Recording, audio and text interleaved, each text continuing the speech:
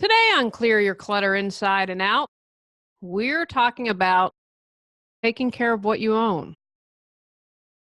Do you honor all of your stuff? Or is it really just junk collecting dust? Why do you not take care of your possessions? How can you take better care of what you own? Learn how to make sure you're respecting your stuff as we continue our month focusing on respect.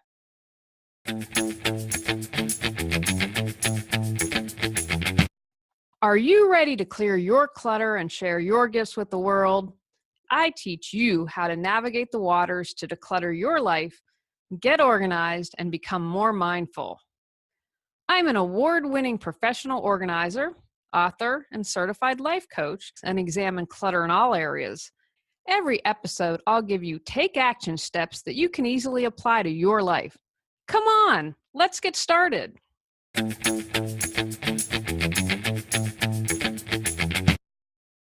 Today's episode was inspired by my husband. Tony takes such good care of things. If he uses a tool, he makes sure that he oils it or cleans it or whatever he does after each use. He is so good about it. I mean, really, really better than I am taking care of things we own. He grew up very poor, and so if something broke, then it wasn't replaced. They had to do without a lot. And I believe because of that, that really motivates him to take care of things. A lot of my clients, when they hire me to declutter, haven't looked at stuff in 20 years. You know, I had a client not too long ago that we were cleaning out the eaves of the attic, and she and her husband liked to camp. Well, the camping equipment was covered by rat poop because it hadn't been cleaned. You know, rats, mice can get in your eaves, and you know, it's not any judgment here, but that was something they loved. And so they, were going to have to go out and get a brand new tent. They didn't take care of what they owned. Today's episode was also inspired. I was going to call this episode A Tale of Two Immigrants, and I might do that. Haven't decided yet. Because I thought that this was a good illustration how two people can come to the United States and respond and act very differently. We have a favorite pub that my husband and I like to go to, and people in town will take them. It's just simply a neighborhood pub. We love the people there. It's good food, and it's somewhere that we go out a lot. And so one time my uncle Jim and Herb, who I interviewed, so check that out. They talked about downsizing. So Uncle Jim and Herb were really great in asking questions, and they said, "Oh, where'd you come from and why?" And it was really fascinating. I just sat and listened because somehow the subject of clutter came up. And, I'm not going to contribute anything. I'm really curious. What do other people think? And I knew about Uncle Jim and Herb. And so she was very interesting. She shared how, I believe her folks were in the Netherlands, and there were a couple of kids in the US and a couple in Europe. They were kind of scattered. And she said, yeah, I don't get Americans. The day after Thanksgiving, you rush and go crazy to buy stuff that you're going to throw in a closet that just becomes junk and you don't really care about. And I thought, wow, that's really interesting, that comment. And on the other flip side of the coin, I have a neighbor who has a garage full of stuff. Complete opposite. Their garage is so filled that they don't keep either car in.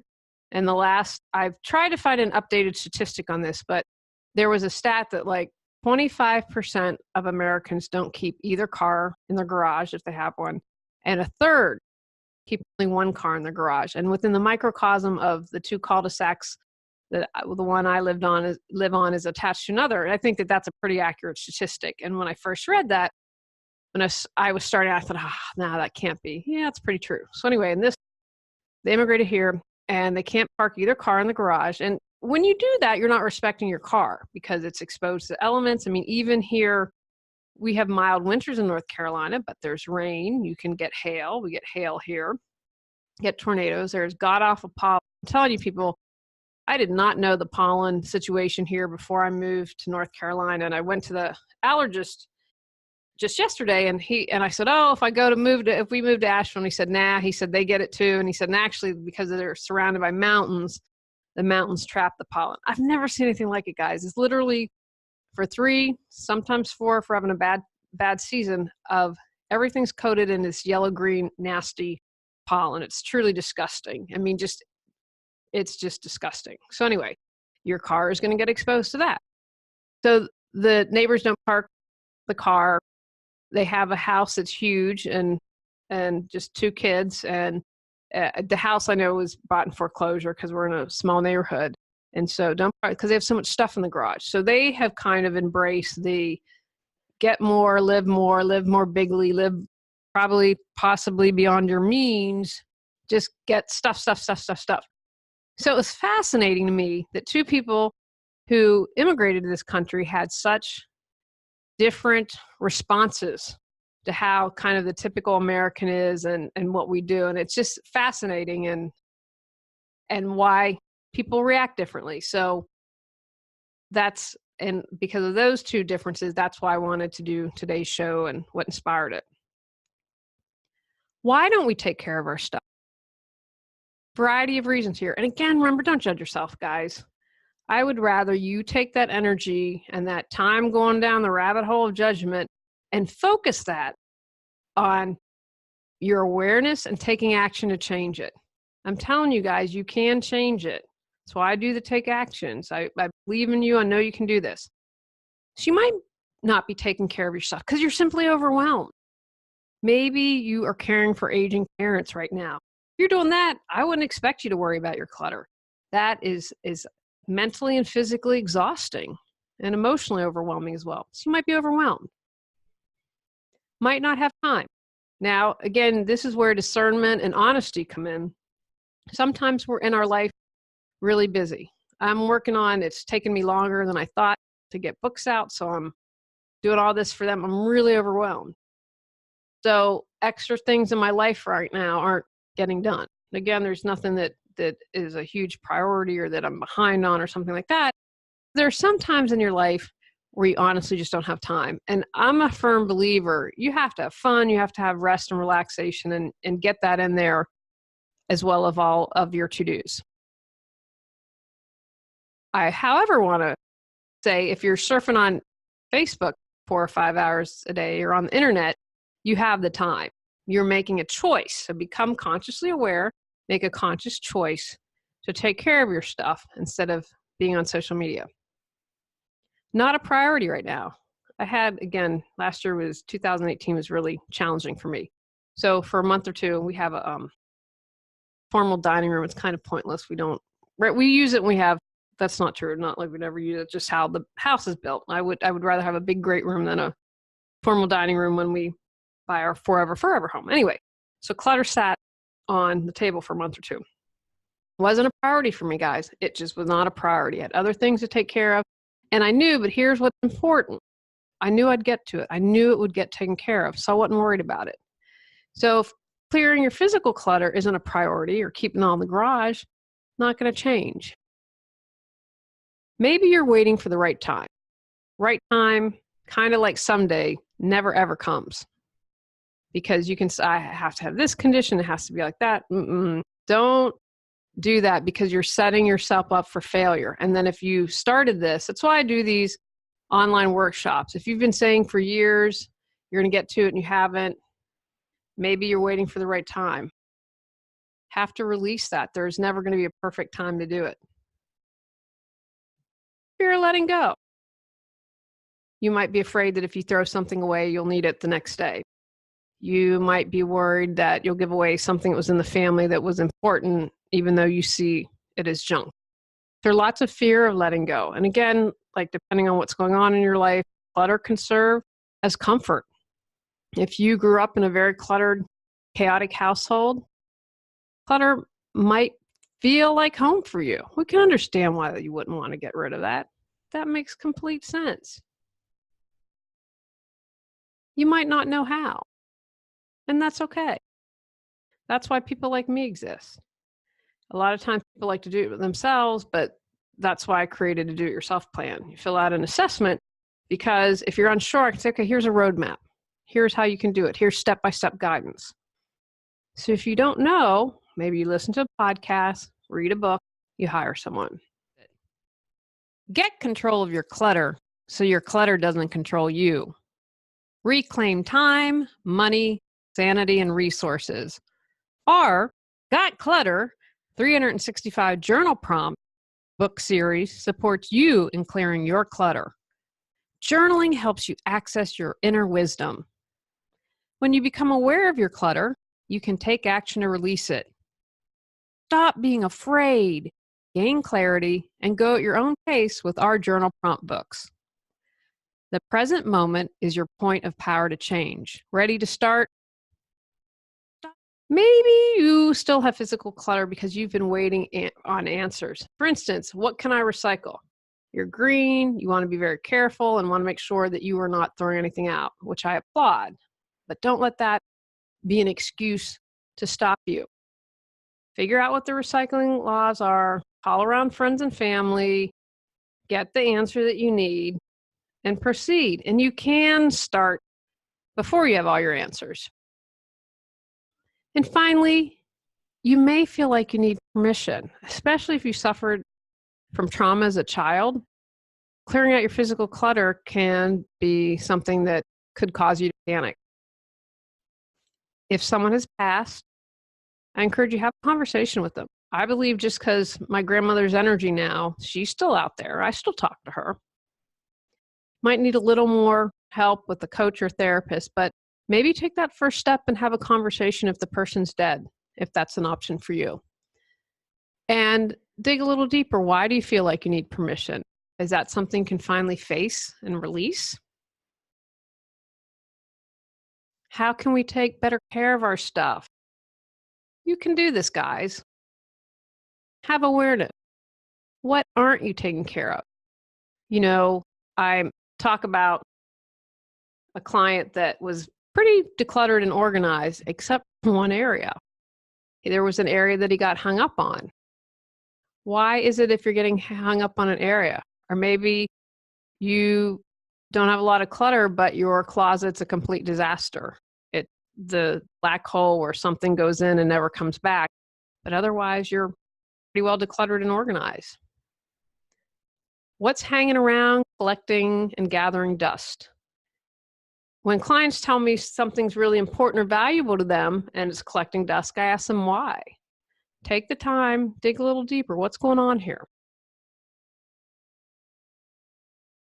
Of all the whys that I told you about a moment ago, not a priority, no time, overwhelmed, etc., what rang true to you? As I was speaking, did you say, oh, yeah, that's me? How can you course correct on that? Dig deeper when you're holding on to stuff. Is it because you grew up in that chaotic environment and that means comfort to you and that's kind of normal? Are you afraid that you'll lose your creativity? You feel like your mess is connected to your creativity. Maybe you are in a relationship and you want to be neat and organized and it upsets the apple cart and causes an argument if you'll make changes. Declutter on a regular basis and have priorities. I go through everything we own every single year. I tell my clients that. And what I say is once you've done the gargantuan big purge of everything, and if you haven't purged in 5, 10, 15, 20, 30 years, you're going to have to do a gargantuan purge. You know, even if you're in a 1,000 square foot house, if you've been bringing stuff in for 30 years and haven't been releasing anything, you're going to have stuff to go through. So once you do that big old purge, it's a lot easier, trust me, and you get in the habit. So if you're like, okay, I brought a new pair of shoes, what shoes in my closet can I release? And start kind of getting into those habits, they make a big difference. And if you're very clear on your priorities, it's going to be easier for you to release stuff. You know what? I used to like essential oils, but not feeling I'm not doing it. Let me see if my niece Emma wants them. You know, and then you're getting rid of stuff that's not important to you and blessing and giving to someone else. Organize. Once you've cleared clutter, it's easy to organize. And when you set up systems, if you start to overload those and get a lot of clutter, one, you're going to notice. And sometimes your systems will break down, and that can motivate you to take care of what you own. If, for instance, you love books, like I love books, and I have a rule, okay, whatever fits on the bookshelf. And if you're starting to get piles of books on the floor and they're getting dusty, or perhaps the cat has pooped on them. We have an elderly cat, guys. I've gotten quite used to cat poop. So maybe that happens, and those books that were so important and that you love, you aren't taking care of.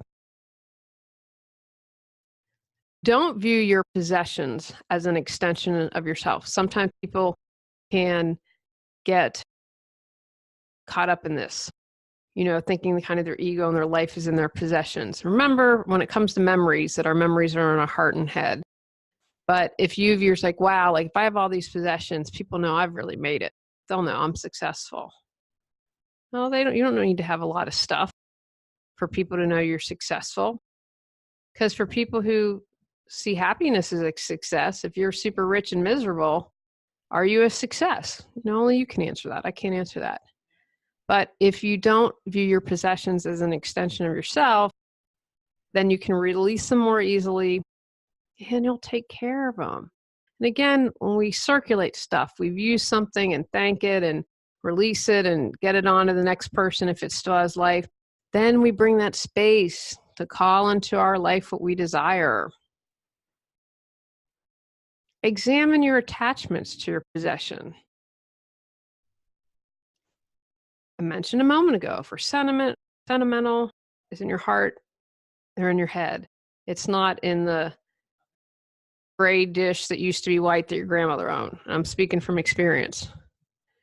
So when you realize that and say, okay, why do I hold on to things? Am I holding on to my ex-boyfriend's sweater because I think we're going to get back together? When you're aware, then say, oh, you know what? I loved him, but he wasn't the right guy for me. I'm going to let that go. And finally, literally take care of what you own.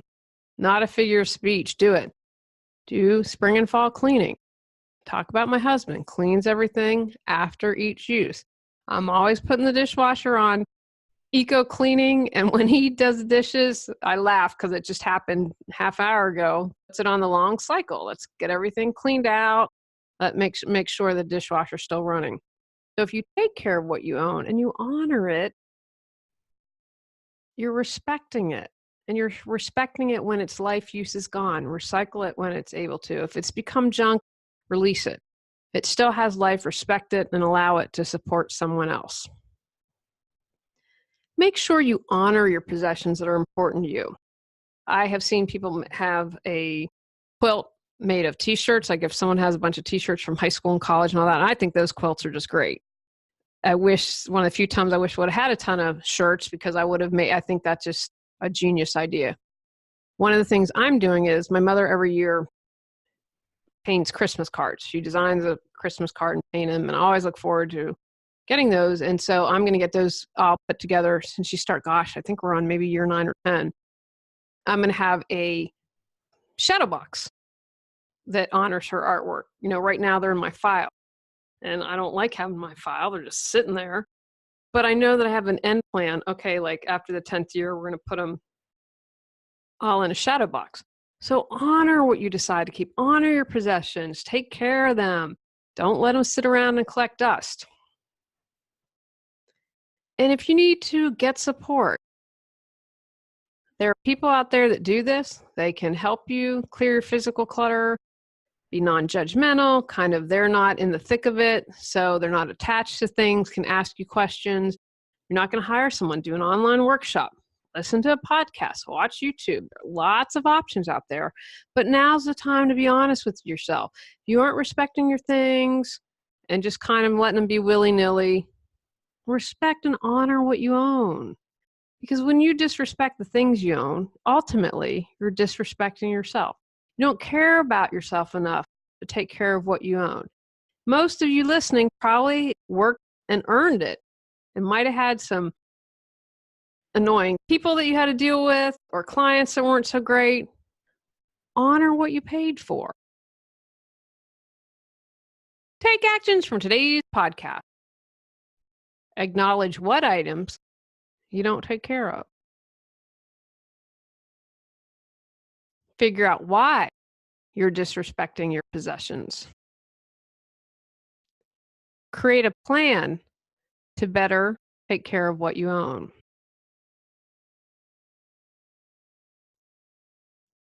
Honor all of your items.